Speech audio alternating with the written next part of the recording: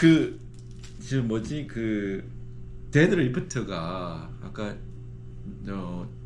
다른 분한테 들었는데 그걸 하게 되면 한 이틀 정도는 동일한 부위에 하지 말라 좀 휴식이 필요하다 뭐 이런 얘기를 하던데 그거는 어떻게 맞는 말입니까? 아, 그게 맞기도 하고 네. 맞지 않기도 한데 사실 초보 단계에서는 네.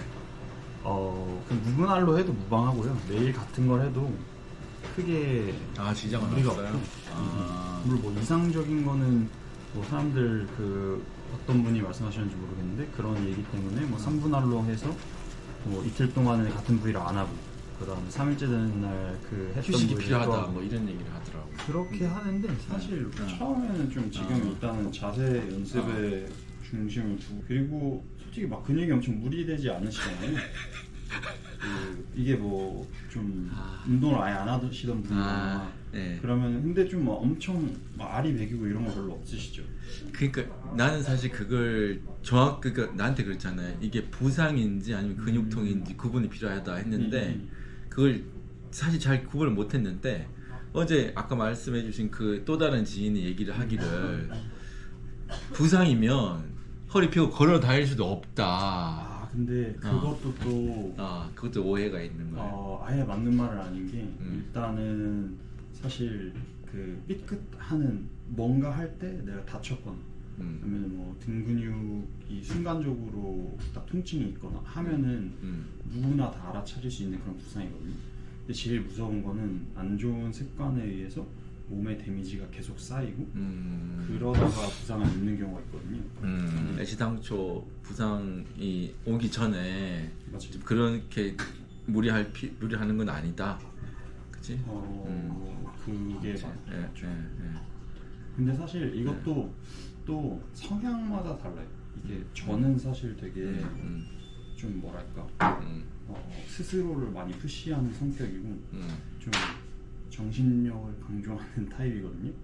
그래서 스스로를 푸시한다는 게 더 뭐 무게 중량을 더 과감하게 저기 세팅한다든지 뭐 이렇게 뭐 그것도 그렇고 뭐 개수도 그렇고 그래서 뭐 예를 들면은 제가 10개 할 수 있는 무게인데 이거는 내가 나 정신력이 부족해서 그런 거고 나는 11개, 12개 할 수 있다 이렇게 좀 자신을 몰아붙이는 편인데 이런 사람들은 사실 좀 과하게 하다가 부상을 입기 쉬우니까 좀 강도를 잘 조절하면서 그다음에 대신에 좀 설렁설렁 한다고 하긴 좀 그렇지만 되게 옆에 좀 누가 푸시하는 게 아니면은 좀 극한까지 하지 않고 그런 타입들은 여기에 좀 해당 사항이 없을 수 있죠.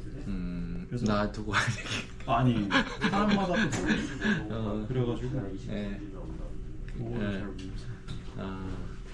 좀 개인적으로 정말 데드리프트를 잘 했다고 했거든요 할 때.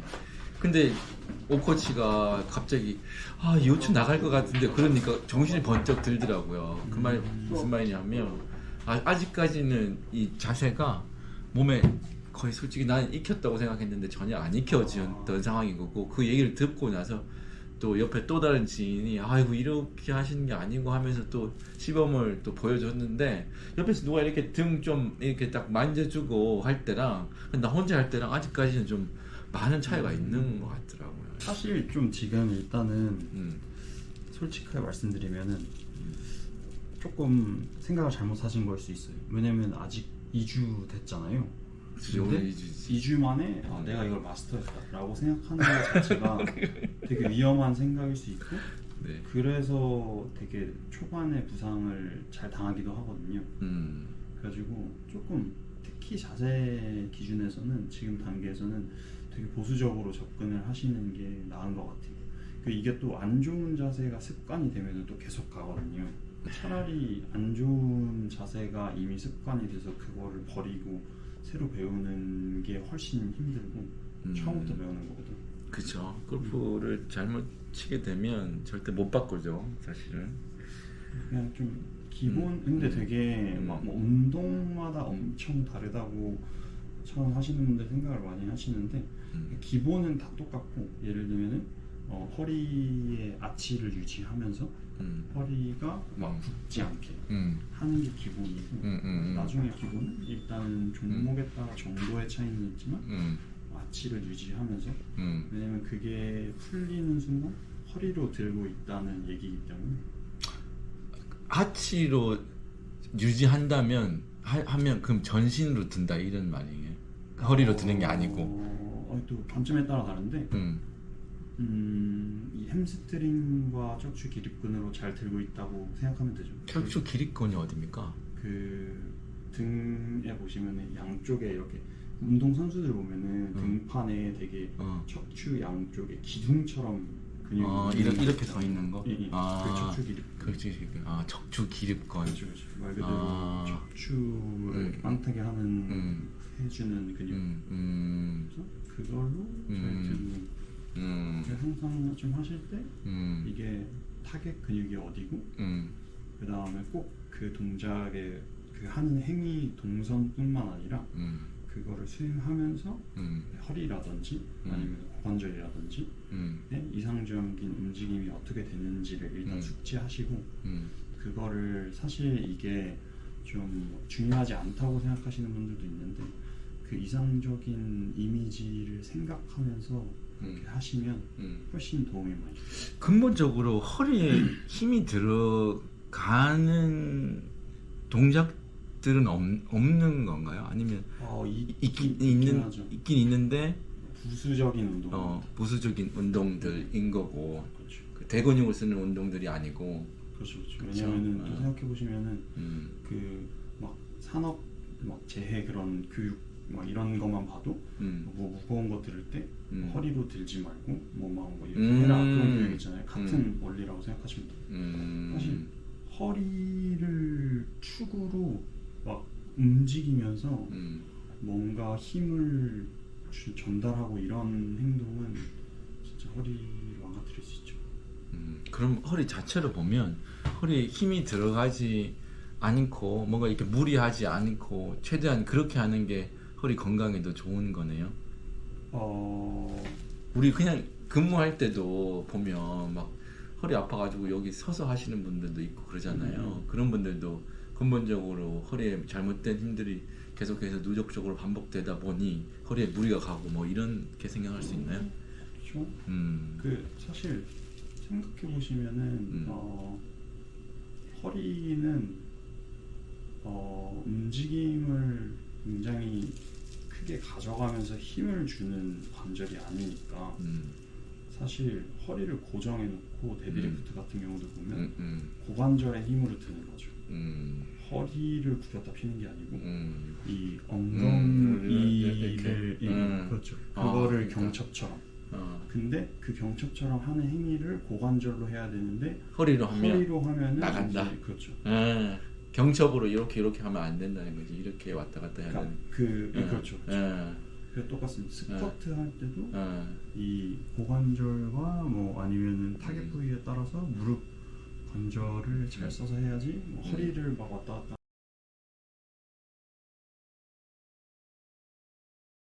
그런 거고 운동하는 시간 확보하기가 참 쉽지는 않은 것 같더라고요. 제가 비교적 성실하고 그런 루틴이 명확한 스타일인데도 불구하고 또 뭐 회사 일하다가 누가 또 면담하자 그러면 그 시간이 그렇죠. 예, 뭐 1시간 뭐 그렇게 가고 또 안 할 수도 없는 거고 그래서 오늘 아침에는 지하철 기다리면서 스쿼트를 좀 했거든요. 근데 저 개인적으로 봤을 때는 지하철에서 이렇게 막 골프 스윙하고 이러시는 분들이 좋아 보이지는 않더라고요.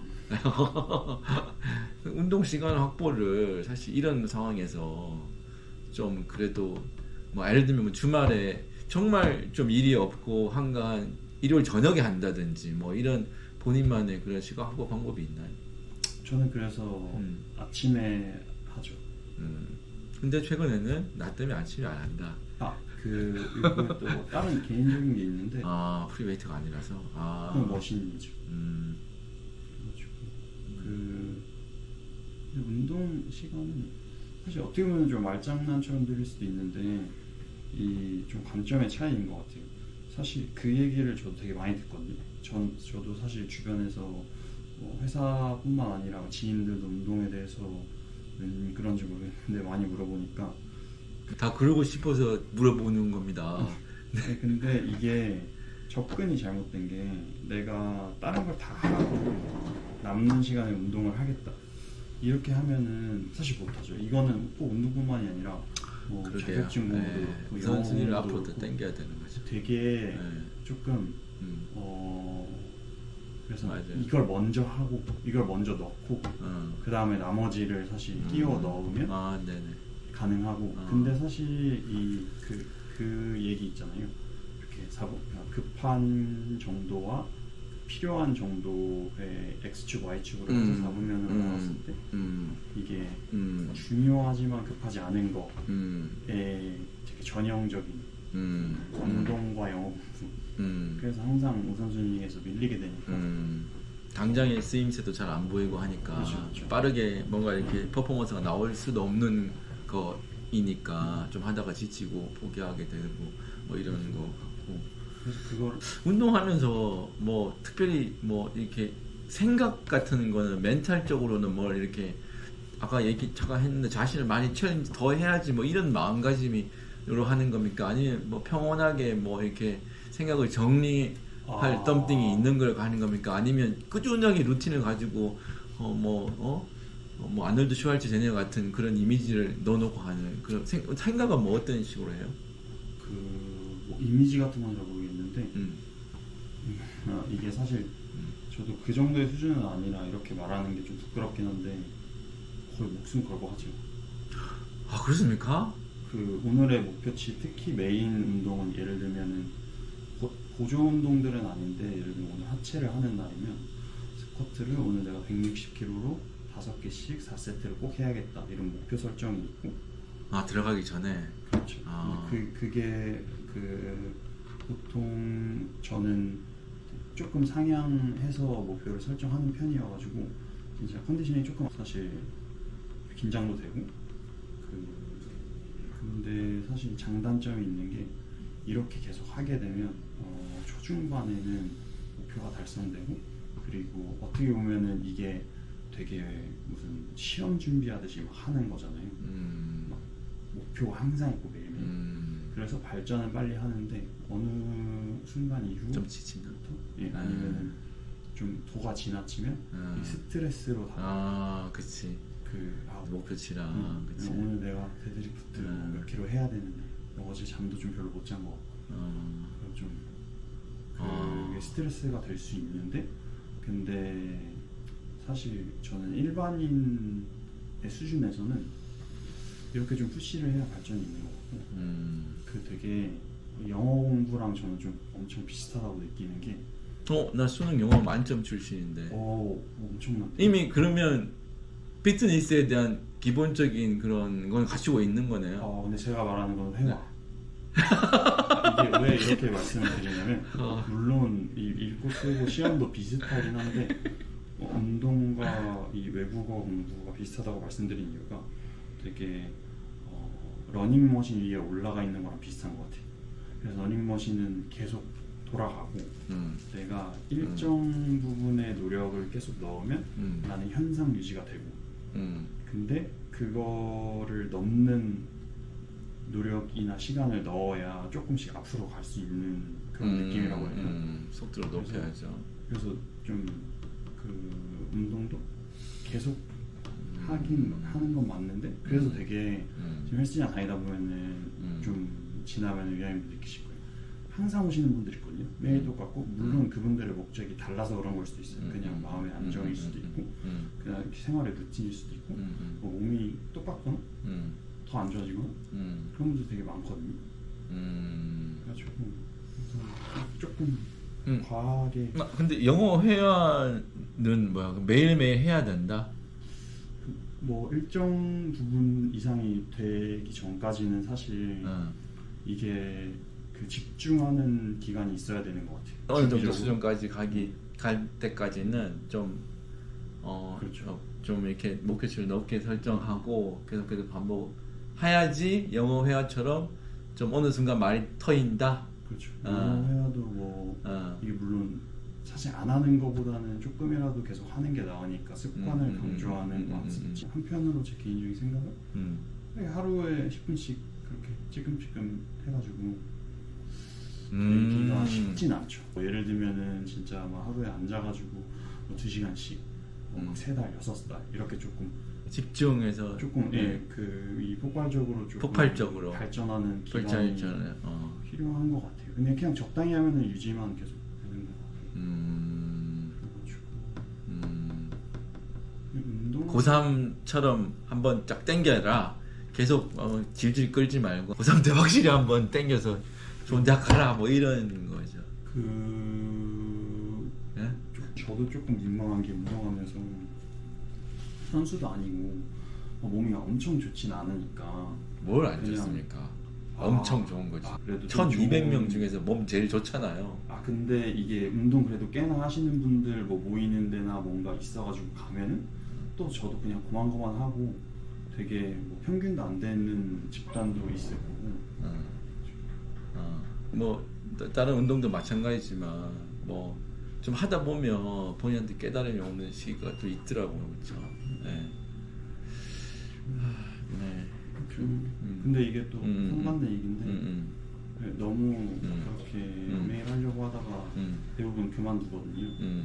그럴 바에는 꾸준히 하는 게 좋고 그거보다는 더 아까 얘기 중에 오늘은 하체 이런 목적을 가지고 들어가는 거죠.